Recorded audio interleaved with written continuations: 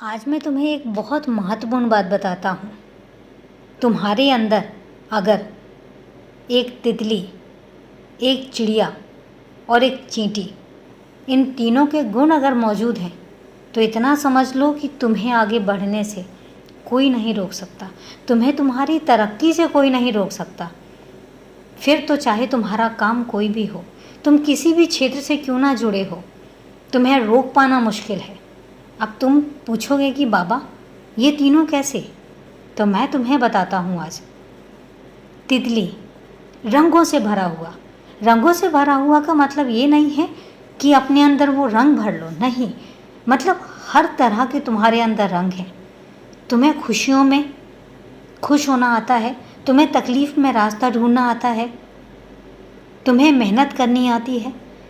ये सब रंग अगर तुम्हारे अंदर हैं तो तुम एक तितली के जैसे हो, चिड़िया के जैसे हो। चिड़िया कितनी मेहनत करती है। हम देखते होते हैं कि चिड़िया हमेशा कुछ ना कुछ करती रहती है, वो कभी शांत नहीं बैठती। तो अगर तुम चिड़िया के जितने मेहनती हो तो इतना समझ लो कि तुम्हारे रास्ते और तुम्हें कोई भी रुकावट कभी रोक नहीं सकती। तुम आगे हमेशा बढ़ते जाओगे। और एक चींटी, चींटी के जैसे जिद्दी। चींटी बहुत जिद्दी होती है। तुम्हें पता है अगर वो कोई काम ठान लेती है तो अपने से तिगुना वजन भी उठा कर ले जाती है। उसके अंदर इतनी ताकत आ जाती है क्योंकि वो बहुत जिद्दी होती है। उसको होता है कि अगर उसने कोई काम ठान लिया तो फिर वो करके रहती है। तो अगर चींटी की जैसी जिद है तुम्हारे अंदर तो इतना समझ लेना कि फिर तुम्हें कोई नहीं रोक सकता। जिद अच्छी चीज़ होती है, लेकिन अगर वो सही काम में लगाई जाए।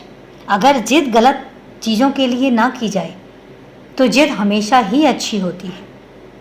अगर तुम दृढ़ निश्चयी हो और तुम कोई काम कर रहे हो और तुम्हें पता है कि वो काम तुम्हारे लिए फ़ायदेमंद है, तुम्हारे लिए और किसी के लिए नुकसानदायक नहीं है, और तुम फिर उस काम के लिए ज़िद्दी हो जाते हो, तो वो जिद गलत नहीं है।